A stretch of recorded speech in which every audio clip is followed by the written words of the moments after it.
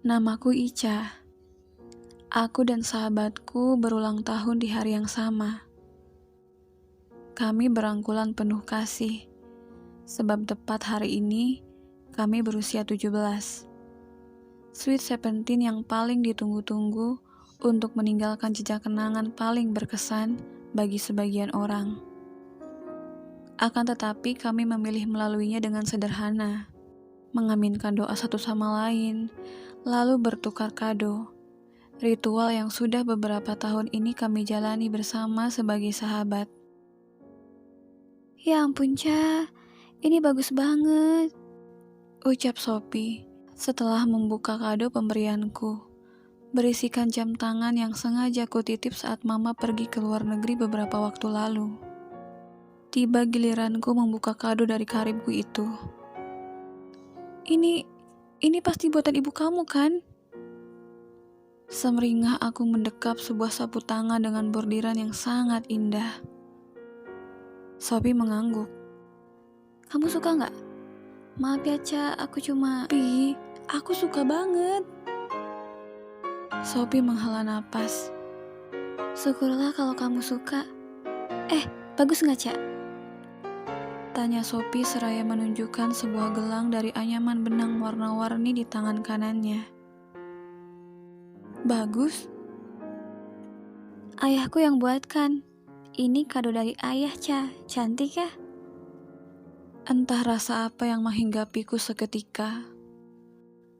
Aku meraih tangan Sophie. Kuteliti gelang yang melingkar di pergelangan tangannya. Kemudian segaris senyum kukembangkan. Bagus, Pi. Itu sangat bagus. Sophie berdengus. Semoga yang satu ini gak akan hilang. Tak lama berselang, denting bel menggema ke seluruh sudut sekolah. Waktunya pulang. Aku duluan ya, Ca. Sophie melambaikan tangan sambil berlalu. Sampai jumpa besok, Pi. Nanar mataku menatap kepergian Sophie di depan pagar sekolah. Sophie bersandar manja pada punggung sang ayah. Mereka melaju dengan sepeda motor tua, diiringi canda tawa. Aku kembali menyadari sesuatu. Tak ada yang Sophie miliki yang tak mampu kubeli. Kecuali satu hal. Diam-diam aku memendam bara dengki saat sahabatku dengan bangga menceritakan sosok sang ayah. Menggambarkan dengan rinci betapa bahagianya dia hidup dalam naungan kasih sayang keluarga yang lengkap. Sementara aku menyimpan getir, menjalani hidup sebagai yatim. Aku menghela napas kasar setelah turun dari sedan hitam yang khusus disediakan untuk mengantar jemputku sekolah. Hampa memandang rumah yang tampak mewah, tapi seolah tak pernah ada kehidupan di dalamnya. Ma, suaraku saat memasuki rumah. Mama hari ini Ca kan? Ucapku terhenti saat menyadari mama mungkin tak berada di rumah. Seperti biasa. Sejak ayah wafat beberapa tahun silam, mamalah yang kini menjalankan usaha keluarga. Kesibukannya melakoni peran sebagai kepala keluarga, sekaligus pemimpin perusahaan, membuat mama hampir tak memiliki waktu luang untuk sekadar bertegur sapa, apalagi mengingat hari ulang tahun anak perempuan semata wayangnya.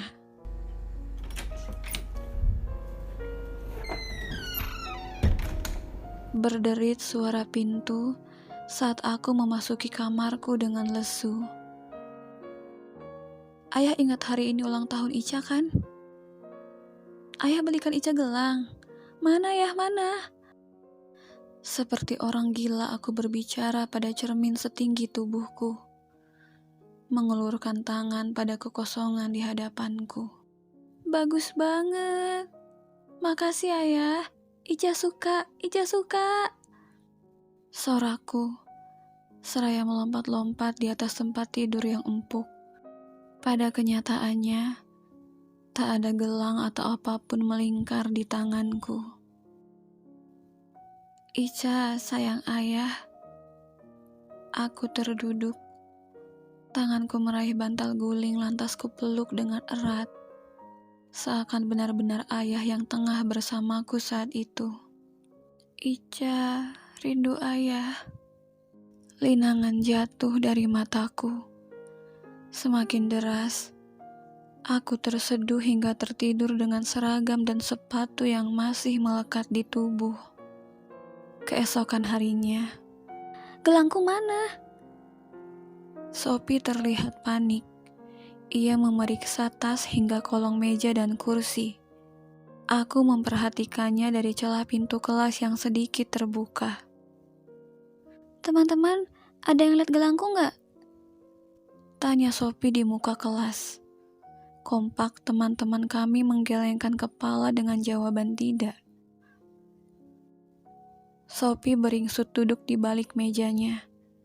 Aku mengerti. Dia pasti sedih. Kali kesekian barang-barang miliknya kedapatan raib entah kemana. Hadiah-hadiah kecil yang berarti besar dari sang ayah. Kulihat seorang kawan mendekat, lalu membisikkan sesuatu yang entah apa di telinga Sophie. Hingga raut wajah sahabatku itu berubah. Bel tanda jam istirahat selesai pun terdengar. Aku segera memasuki kelas. Sesaat aku tiba, Sophie segera bertanya. Kebetulan kami memang duduk di meja yang sama. Cak, lihat gelang yang kemarin aku tunjukin nggak? Aku mengerutkan dahi. Gelang? Iya, gelang yang aku bilang pemberian ayahku. Aku nggak tahu, Pi. Ketinggalan di rumah kali. Enggak, Cak, gelang itu masih aku pakai tadi pagi. Aku buka waktu mau ke kamar mandi sebentar doang. Sekarang hilang. Aku melihat mata Sophie berkaca-kaca saat mengatakannya. Ya udah, kamu tenang dulu. Nanti ku bantu cari ya. Sophie mengangguk lesu. Sepulang sekolah, Sophie berkata hendak meminjam buku. Aku pun mengajaknya ke rumahku. Ini bukan kali pertama Sophie berkunjung. Setidaknya untuk beberapa lama aku tidak sendiri di rumahku yang sepi. Di dalam kamarku, kami bersenda gurau membicarakan begitu banyak hal, hingga kering rasanya tenggorokan. Bentar ya, Pi, aku ambil minum dulu. Saat aku kembali dengan 2 gelas jus buah di tanganku, langkahku tertahan di ambang pintu. Melihat sebuah kotak kayu milikku berada di tangan Sophie saat itu. Ini apa, Cak? Aku bergeming. Kalung, pena, jepit rambut, gelang. Semua ini barang-barangku yang hilang, Cak. Sophie menyebutkan satu persatu benda yang tersimpan di dalam kotak itu. Cak, kenapa? Ini semua barang murah, Cak. Kamu bisa beli semua ini berapa banyak pun yang kamu mau. Kenapa harus kamu curi milikku? Kamu gak tahu betapa semua benda itu berharga buatku. Aku gak nyangka ya. Sahabatku klepto. Seakan sengaja ia menabrak bahuku yang berdiri mematung. Bukan tentang harga, Sophie. Aku melangkah meletakkan gelas di tanganku ke atas meja belajar. Sophie menghentikan langkahnya. Sebab semua benda itu pemberian ayahmu, Pi. Suaraku mulai serak. Aku gak pernah diberi hadiah lagi sama ayahku, Pi. Aku rindu ayah. Aku juga mau kayak kamu. Bercanda sama ayahmu. Disayangi ayahmu. Diberikan banyak doa di hari ulang tahun oleh ayah. Diberi hadiah ini itu. Aku mau seperti kamu, tapi ayahku sudah meninggal.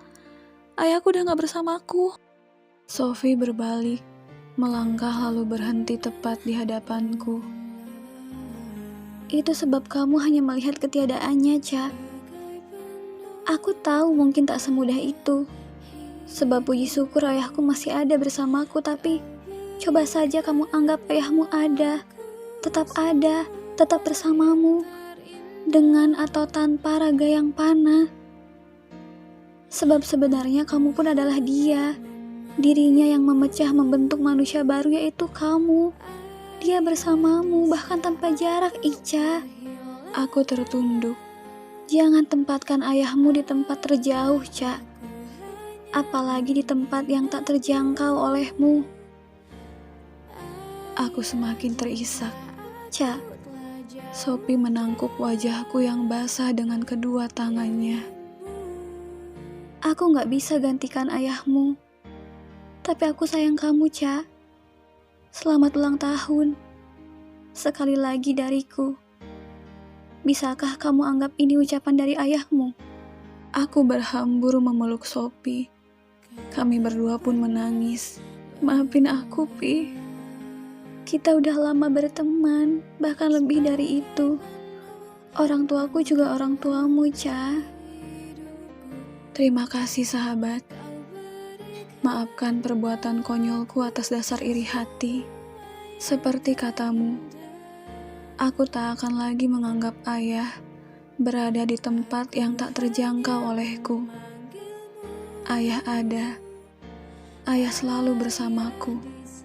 Dengan atau tanpa raganya yang panah. Aku rindu ayah. Dan aku tahu, ayah tahu itu.